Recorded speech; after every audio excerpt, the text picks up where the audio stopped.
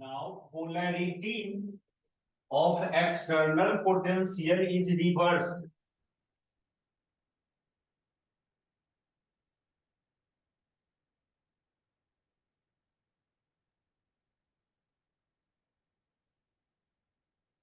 Polarity of external potential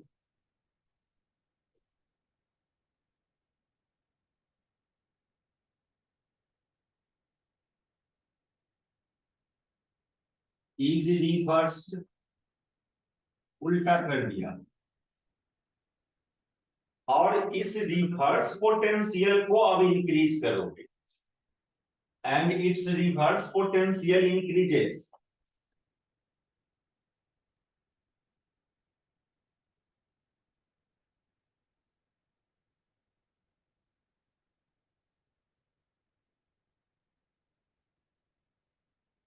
तो सबसे पहली बात कि इस पोटेंशियल को रिवर्स किया तो फिर क्या होगा, इस ट्यूब के अंदर इलेक्ट्रिक फील्ड का डायरेक्शन अब ये हो जाएगा, इलेक्ट्रिक फील्ड इस डायरेक्शन में आ जाएगा ट्यूब के अंदर. और अब बोल रहे हैं इस रिवर्स पोटेंशियल को इंक्रीज करने, तो क्या इफेक्ट मिला, सर्किट का करंट डिक्रीज कर रहा था. जब आप इसके अंदर फील्ड को अपोजिट कर दी, इस डायरेक्शन में कर दिया, यानी इसको बोल रहा हूं रिवर्स ये पोलैरिटी को चेंज कर दिया, पोटेंशियल को उल्टा कर दिया, ये निगेटिव पर चला गया, ये पॉजिटिव, सर ये पॉजिटिव पर, ये निगेटिव पर, तो फील्ड का डायरेक्शन ये हो गया. और जब इस पोटेंशियल को इंक्रीज किया, इस रिवर्स पोटेंशियल को, तो करंट डिक्रीज करता हुआ नजर आया और एक सर्टेन रिवर्स पोटेंशियल जिस पर सर्किट का करंट टोटली जीरो हो जा रहा था. And its reverse potential increases, then current in circuit decreases.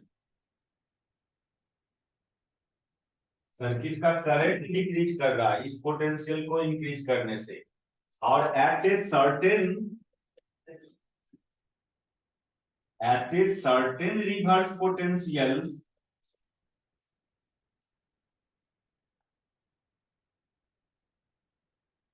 at a certain reverse potential, उस रिवर्स पोटेंशियल को V नॉट से रिप्रेजेंट करें, करंट बिकम्स जीरो.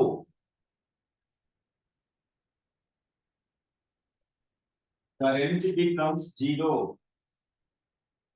तो ये इफेक्ट है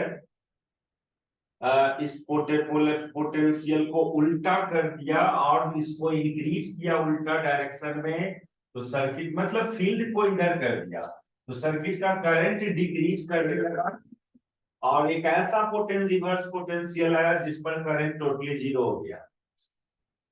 ये क्यों हुआ, ये ऐसा क्यों हुआ, उसको समझो.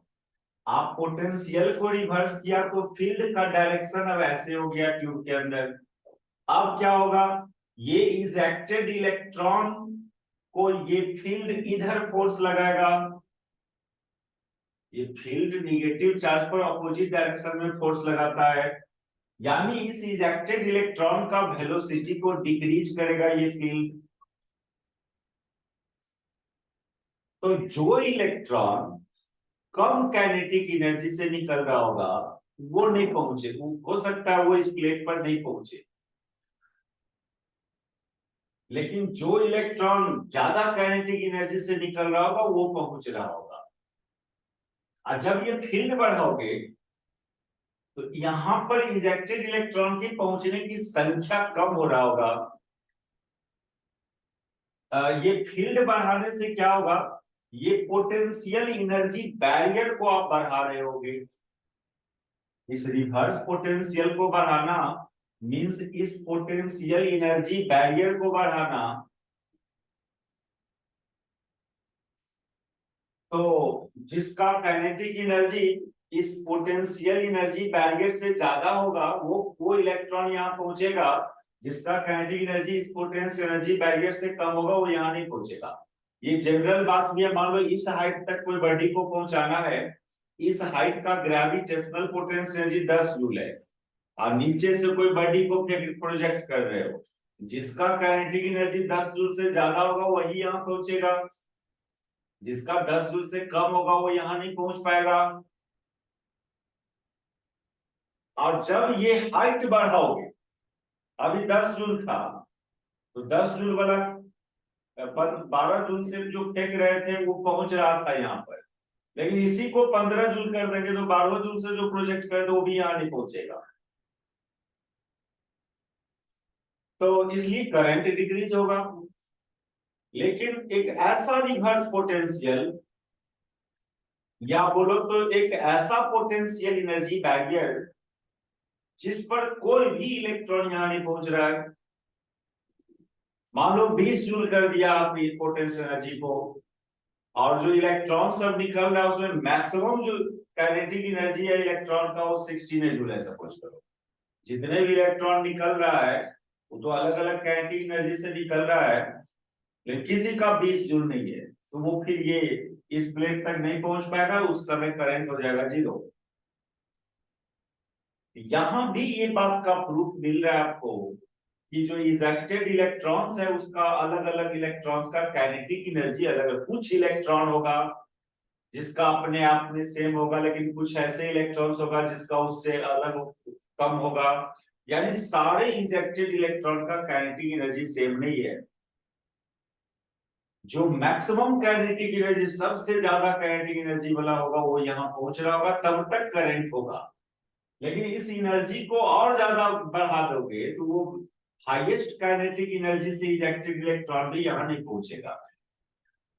तो करंट 0 हो गया एक सर्टेन रिवर्स पोटेंशियल पर। इसका एक्सप्लेनेशन ये था क्यों डिक्रीज किया, इस रिवर्स पोटेंशियल को बढ़ाने से वहां करंट क्यों डिक्रीज हुआ।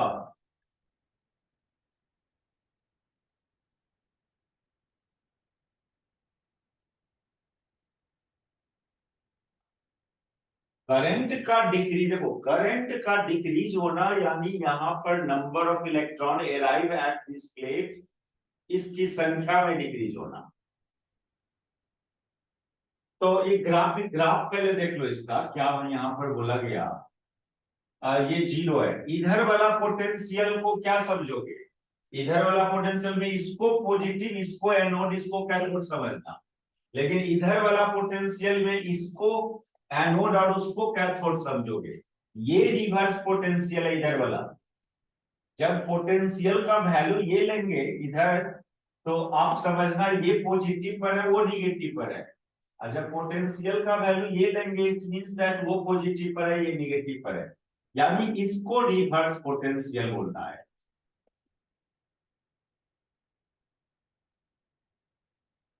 इसको फॉरवर्ड पोटेंशियल।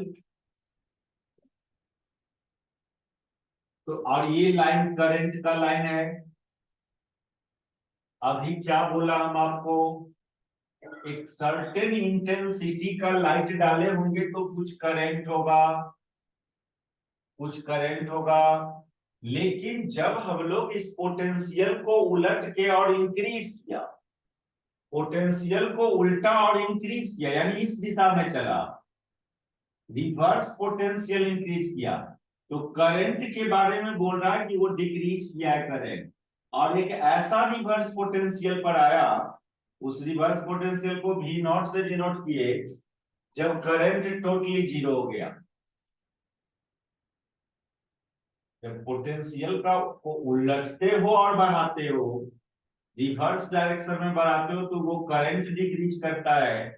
एक सर्टेन रिवर्स पोटेंशियल पर करंट टोटली 0 हो गया। इस पोटेंशियल को ही बोला गया है स्टॉपिंग पोटेंशियल। इस पोटेंशियल का नाम स्टॉपिंग पोटेंशियल बोला गया। This potential is called stopping potential.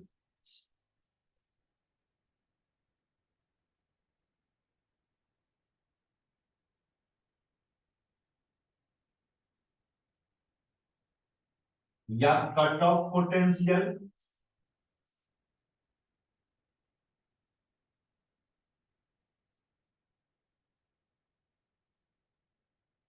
इस समय certain intensity and certain frequency का लाइट डाले हुए थे, वो दोनों कांस्टेंट रखा था आई और म्यू को। खाली भी को इस रिवर्स पोटेंशियल को हम लोग इंक्रीज किया उल्टा डायरेक्शन में, तो करंट डिक्रीज हुआ। यहां तक क्लियर है बात?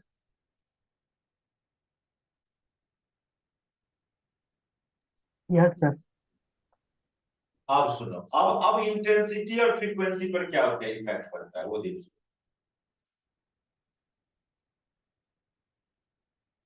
इंटेंसिटी बढ़ाने से ये रिवर्स पोटेंशियल पर पता चला कोई इफेक्ट नहीं है,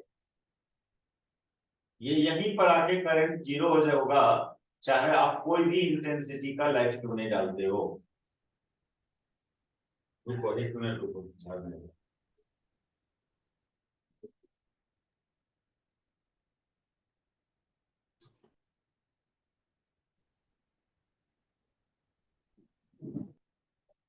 तो अब इससे हमको मतलब नहीं है, इस सर्किट से ग्राफिकली समझना है बात को। अब इस स्टॉपिंग पोटेंशियल का इफेक्ट देखते हैं इंटेंसिटी और फ्रीक्वेंसी पर। तो ऐसा देखा गया कि यदि इंटेंसिटी चेंज करते हो लाइट का, तो उधर क्या देखा था, उधर देखा था कि इंटेंसिटी जब चेंज करते हैं तो करंट सडनली जंप करता है, चेंज कर जाता है, ये इफेक्ट आपको बोला था। मान लो ये आई पर है, ये 2i पर है, तो करंट तो बढ़ता है इंटेंसिटी चेंज करने पर, लेकिन इस दोनों केस में फ्रीक्वेंसी हमने सेम रखा, इंसिडेंट लाइट का फ्रीक्वेंसी सेम रखा। और जब रिवर्स पोटेंशियल पर आया तो दोनों करंट डिक्रीज किया, लेकिन ये करंट भी यहीं पर आके जीरो हुआ, इसी रिवर्स पोटेंशियल पर जीरो हुआ।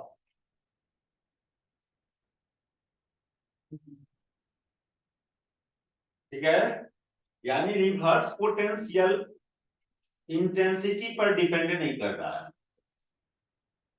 फिर दूसरा एक इफेक्ट ये देखा गया कि मान लो ये कोई सर्टेन इंटेंसिटी पर आप करंट डाला था और सर्टेन फ्रीक्वेंसी पर डाला था, तो रिवर्स पोटेंशियल भी नॉट हुआ। लेकिन फ्रीक्वेंसी बढ़ाओगे तो फ्रीक्वेंसी बढ़ाने से क्या हुआ कि रिवर्स पोटेंशियल में चेंजिंग आया।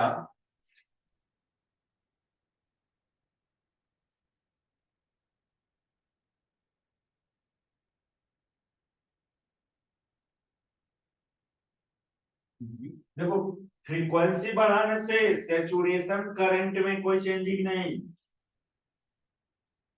सैचुरेशन करंट में कोई चेंजिंग नहीं। फिर क्या बोला था उधर, फ्रीक्वेंसी बढ़ाने से number of ejected electron change नहीं कर रहा है, जितना 10 को निकलना है तो ऑलवेज 10 को निकलेगा, चाहे कोई भी फ्रीक्वेंसी का लाइट डाल लो। इसलिए मैक्सिमम करंट पर कोई इफेक्ट नहीं फ्रीक्वेंसी चेंज करने से। इसलिए देख रहे हैं ना, मैक्सिमम करंट में कोई चेंजिंग नहीं कर रहे हैं, लेकिन फ्रीक्वेंसी ये ग्राफ मान लीजिए है म्यू फ्रीक्वेंसी वाला, और ये ग्राफ है म्यू डैश फ्रीक्वेंसी वाला। तो यहाँ का स्टॉपिंग पोटेंशियल भी नॉट और यहाँ का स्टॉपिंग पोटेंशियल भी नॉट डैश। ये दोनों ग्राफ को समझे, इससे क्या लैंग्वेज हम लोग लिखेंगे, क्या मेंशन करेंगे बात। यहाँ पर क्या प्रॉपर्टी पता चला, इंटेंसिटी बढ़ाने से स्टॉपिंग पोटेंशियल में कोई इफेक्ट नहीं, इंटेंसिटी बढ़ाने से करंट तो बढ़ता है, लेकिन स्टॉपिंग पोटेंशियल जब रिवर्स डायरेक्शन में जाएंगे तो ये करंट भी डिक्रीज करेगा, ये करंट, लेकिन दोनों करंट जीरो कहां पर आएगा, एक सर्टेन है रिवर्स पोटेंशियल पर आएगा, दोनों करंट जीरो होगा। बट फ्रीक्वेंसी बढ़ाने से रिवर्स पोटेंशियल में चेंजिंग आया। ये सब ग्राफ आप ड्रॉ कर लिए, मिटाते हैं इसको।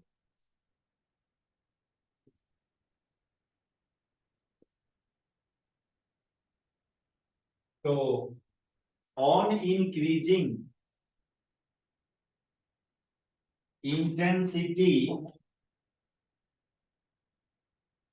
reverse potential, sorry, a stopping potential does not change, a stopping potential does not change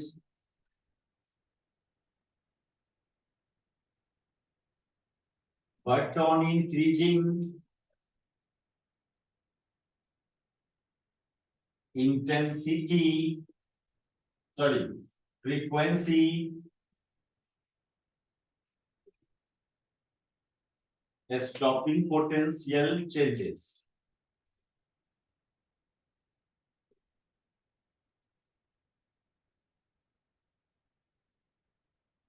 और जितना ज्यादा फ्रीक्वेंसी का इंसिडेंट लाइट होगा, स्टॉपिंग पोटेंशियल उतना ही ज्यादा होगा। ये चीज तो ग्राफ से आप देख रहे हो। फ्रीक्वेंसी इसमें इसमें क्या ना, ये mu dash is greater than mu, यानी जितना ज्यादा होगा फ्रीक्वेंसी, स्टॉपिंग पोटेंशियल उतने ज्यादा होगा। पहले तो रिजल्ट क्या इफेक्ट है वो पहले, फिर डिस्कस करें, इसका मैकेनिज्म को डिस्कस करेंगे, इसका कंक्लूजन क्या होगा वो बात करेंगे। अभी तो क्या दिखा वो बात कर रहे हैं हम लोग, एक्सपेरिमेंट में क्या पता चला उसकी बात बदली हो रहा है। तो ये चीज क्लियर है, इफेक्ट क्लियर है।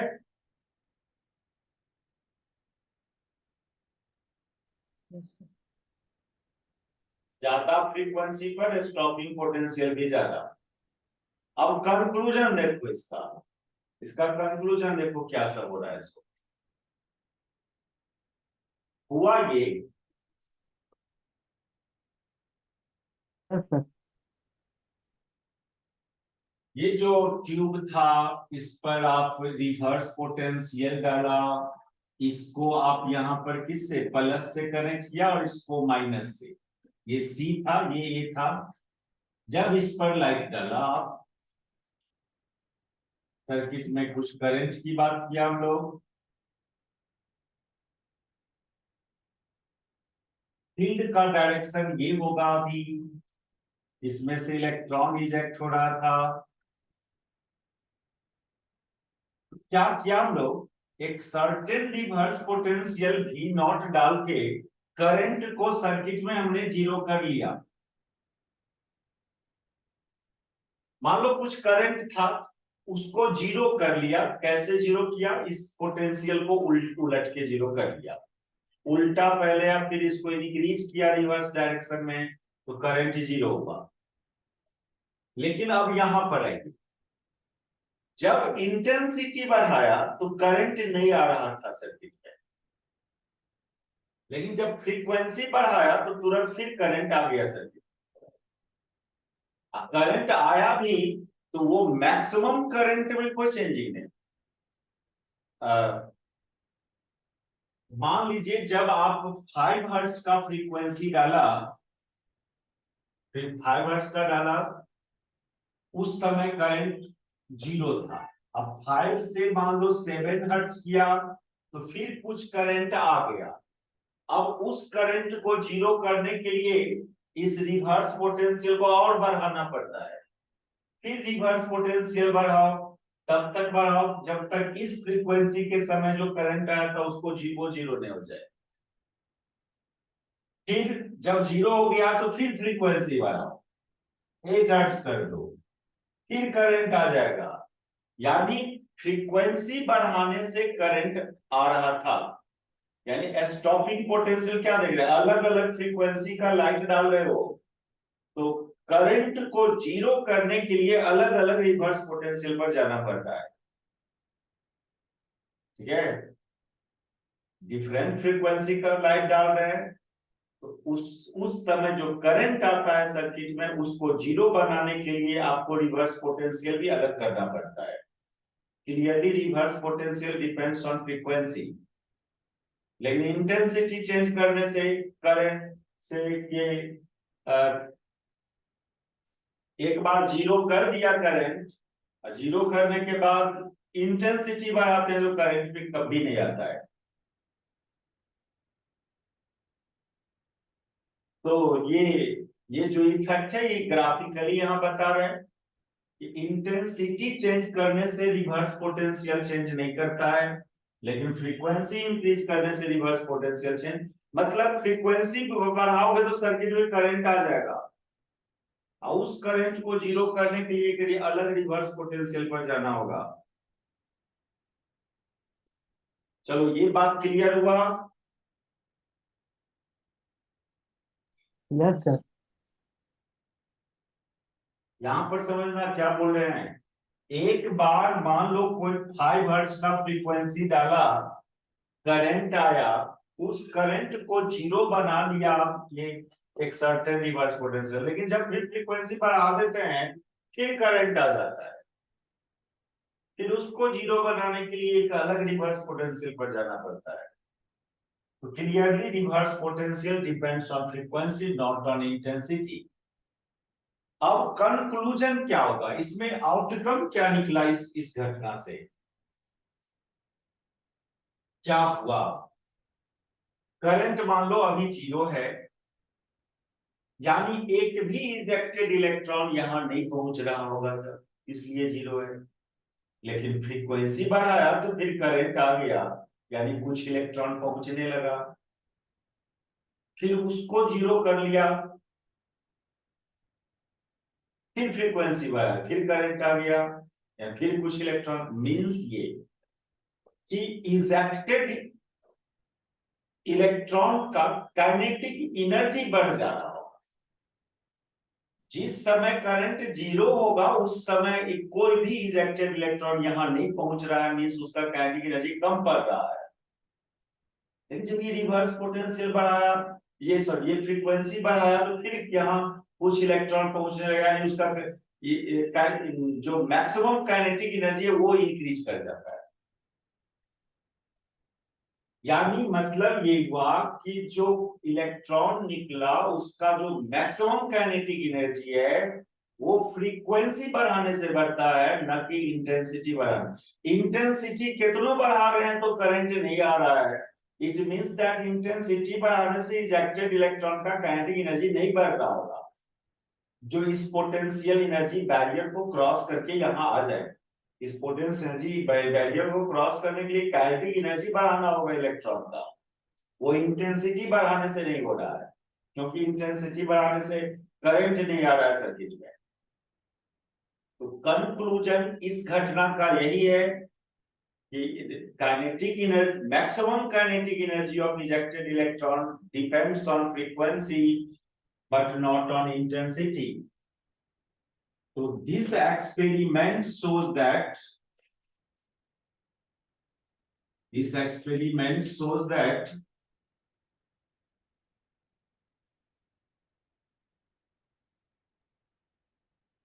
the maximum kinetic energy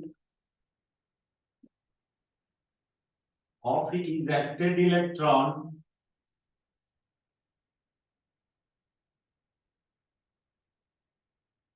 depends on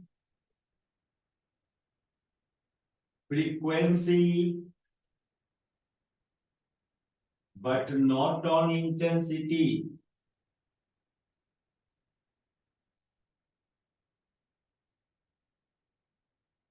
तो एक काम करो, इसमें एक छोटा सा फॉर्मूला इस घटना से एक छोटा सा फॉर्मूला डिराइव होने वाला है, एक एक्सप्रेशन ये यहां देने वाला है इस ये फेनोमेना को। मान लो उस इजेक्टेड इलेक्ट्रॉन का काइनेटिक मैक्सिमम काइनेटिक एनर्जी, पहले ही बोल चुका कि जो भी इजेक्टेड इलेक्ट्रॉन है सबका काइनेटिक एनर्जी सेम नहीं होता है। कुछ इलेक्ट्रॉन होगा जिसका मैक्सिमम होगा काइनेटिक एनर्जी, और वो इलेक्ट्रॉन जो मैक्सिमम काइनेटिक एनर्जी से निकल रहा होगा वो इस पोटेंशियल एनर्जी बैरियर को क्रॉस कर रहा होगा, यहां तक पहुंच रहा होगा या पहुंचने वाला होगा। वो काइनेटिक एनर्जी इस इलेक्ट्रिक पोटेंशियल एनर्जी डिफरेंस को छेद कर देता है, यानी उस मैक्सिमम काइनेटिक एनर्जी जो होगा वो इस दोनों प्लेट के बीच का जो पोटेंशियल एनर्जी डिफरेंस है, potential energy difference E into V naught, ये स्टॉपिंग पोटेंशियल, ये पोटेंशियल डिफरेंस V नॉट है, इलेक्ट्रॉन का चार्ज E, तो पोटेंशियल एनर्जी का फॉर्मूला होता है QV, Q की जगह E या पोटेंशियल डिफरेंस V नॉट। ये एक छोटा सा रिलेशन इस घटना से निकल के आता है। ये जो इलेक्ट्रिक पोटेंशियल एनर्जी डिफरेंस है उतना के बराबर होगा वो मैक्सिमम काइनेटिक एनर्जी, या उससे थोड़ा कम होगा, इसलिए ये करंट जीरो है। लेकिन हम थोड़ा भी फ्रीक्वेंसी बढ़ाते हैं तो करंट आ जाता है। समझा इस एक्सप्रेशन को?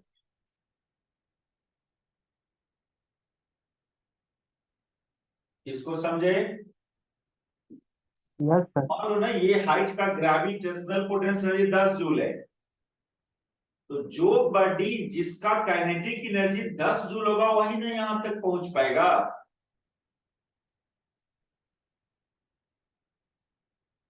यानी इस इलेक्ट्रिक पोटेंशियल एनर्जी डिफरेंस को कौन इलेक्ट्रॉन क्रॉस करेगा? जिस इलेक्ट्रॉन का पोटेंस काइनेटिक एनर्जी इसके बराबर हो, इस हाइट के बराबर हो। ठीक है?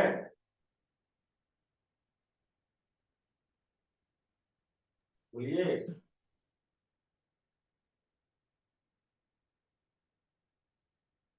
देखो इस इफेक्ट का कंसेप्चुअली ये क्वेश्चन बहुत अच्छा क्वेश्चन है।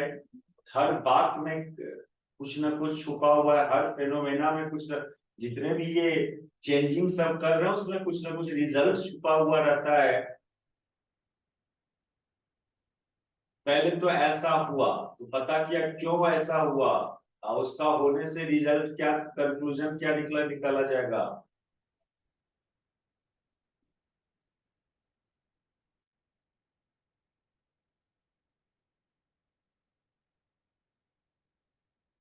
एक ग्राफ उधर छोड़ दिया हम लोग। फ्रीक्वेंसी और स्टॉपिंग पोटेंशियल में क्या रिलेशन था? तो फ्रीक्वेंसी बढ़ाने से स्टॉपिंग पोटेंशियल बढ़ रहा था, ये बात बोला। उसके बीच ग्राफ ड्रॉ, उसका जो ग्राफ देखा गया, इस लाइन पर स्टॉपिंग पोटेंशियल, तो स्ट्रेट लाइन ग्राफ दिख रहा था।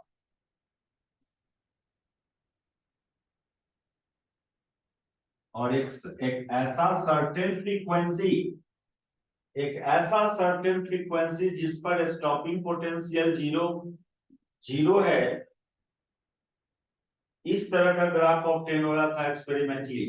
फ्रीक्वेंसी बढ़ाने से स्टॉपिंग पोटेंशियल बढ़ रहा था, लेकिन ये लाइन इस फ्रीक्वेंसी वाला लाइन के इस पॉइंट पर इंटर, यानी उस फ्रीक्वेंसी पर स्टॉपिंग पोटेंशियल जीरो।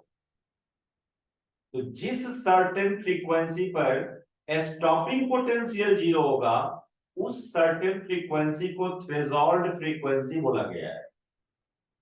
ये है variation of frequency, variation of stopping potential with respect to frequency. इस ग्राफ को थोड़ा एनालाइज करेंगे। कोई मैथमेटिक्स नहीं, कुछ नहीं, लेकिन कंसेप्ट से भरा हुआ ये पेपर है। मैथमेटिक्स बहुत टफ नहीं है इस पेपर का। इस पेपर में कहीं कोई इंटीग्रेशन नहीं करना है आपको, थोड़ा डिफरेंशियल इक्वेशन की खाली जरूरत पड़ेगा। मैथमेटिकली तो बहुत आसान है, जो 9th-10th का मैथ जान लो वो भी इस पेपर को पढ़ लोगे, लेकिन कंसेप्चुअली बहुत टफ पेपर है ये। हर बात का वो इमेजिन करना होगा, ऐसा क्यों हुआ, कैसे हुआ। इसमें इस ग्राफ में क्या देख रहे हैं, एक कि stopping potential is directly proportional to frequency, but at a certain frequency mu naught stopping potential is zero, and that certain frequency is called threshold frequency. अब इसके यहाँ पर बहुत सारा कंसेप्ट से भरा हुआ है, ये बात एक कंसेप्ट से भरा हुआ है। पहले इतना बात तो लिखो रिजल्ट में, मिटाते हैं इसको। Yes sir.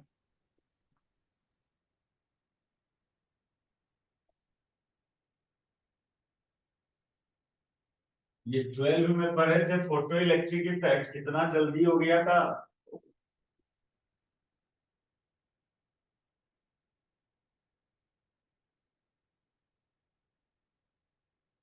पहले इस ग्राफ का प्रॉपर्टी लिखिए।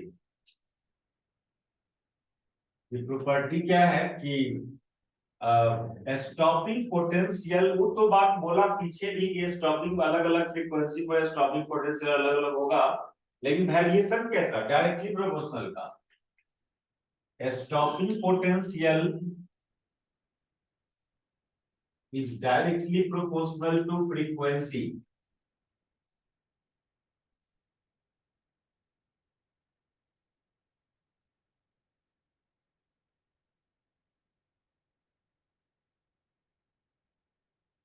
At a certain stop frequency,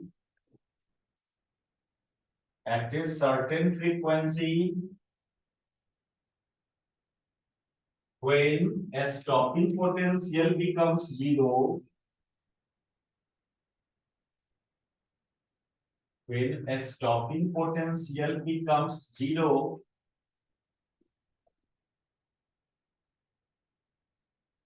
is called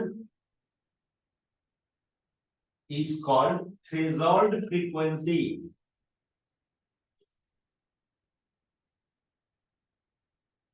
Is called threshold frequency. इसको डिनोट कर रहे हैं हम लोग म्यू नॉट से।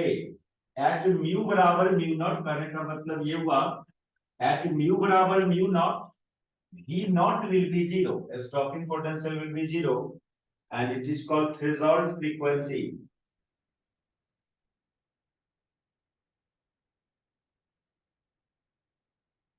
अब इसका कंक्लूजन क्या हुआ, ये थ्रेशोल्ड फ्रीक्वेंसी का क्या मीनिंग, थ्रेशोल्ड फ्रीक्वेंसी का क्या मतलब कि फोटो इलेक्ट्रिक इफेक्ट यदि करवाना है तो एक मिनिमम फ्रीक्वेंसी का लाइट आपको डालना हो, उस मिनिमम फ्रीक्वेंसी से कम डालोगे, उस मिनिमम फ्रीक्वेंसी से भी कम फ्रीक्वेंसी का लाइट डालोगे, इलेक्ट्रॉन इजेक्ट ही नहीं होगा। ये बात तो यहां से भी आपको इलेक्ट्रॉन को मेटल सरफेस से इजेक्ट करवाना है।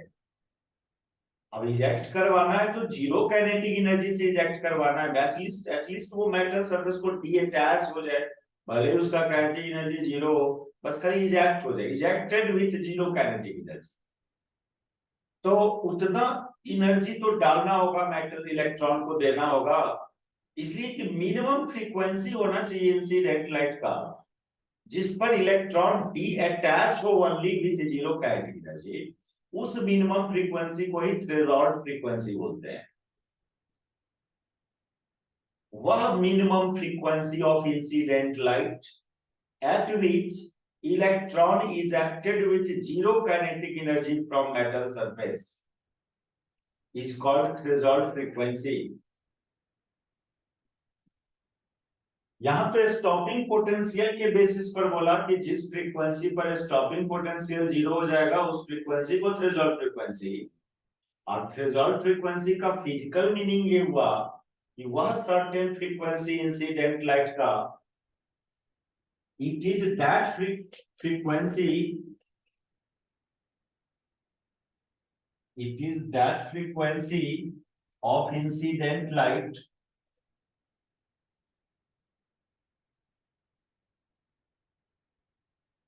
at which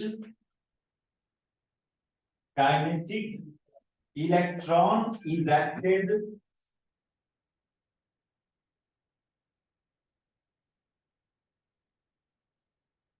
with metal surface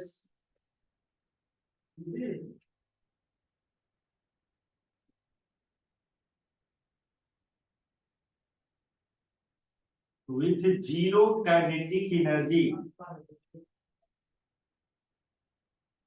ये बात, ये कंसेप्ट को समझ में आया?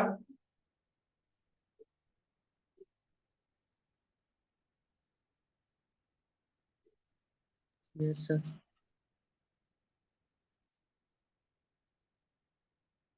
बोलो, इसको ये बात समझ में आया ना? Yes sir. यस।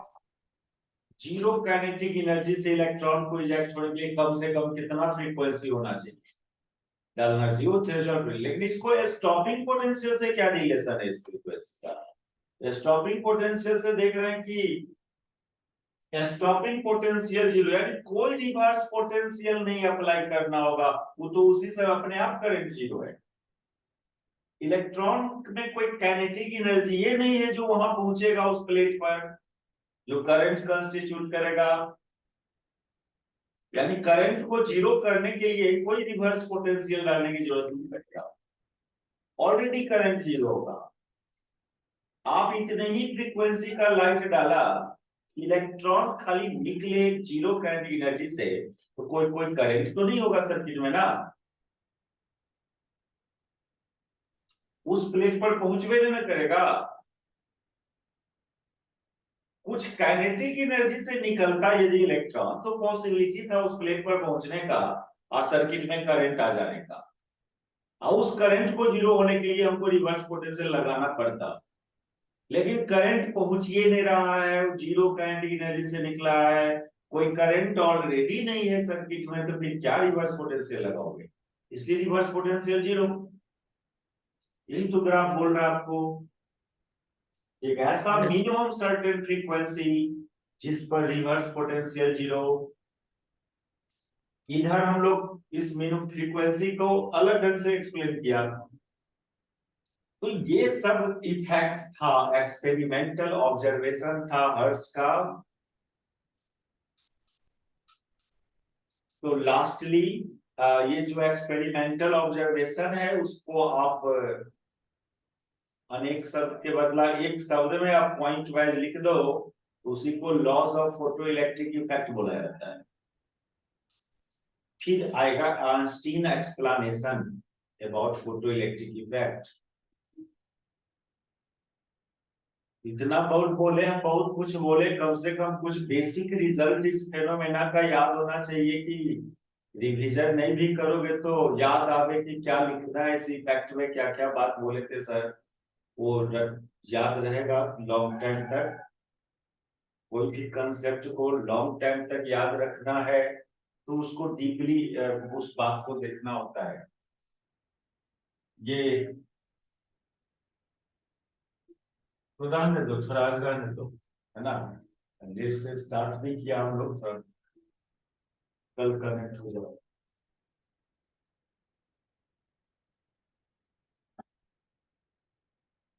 तो कल एक क्लास और लगाएंगे इसमें, एक क्लास नहीं लगेगा, आधा घंटा और लगेगा।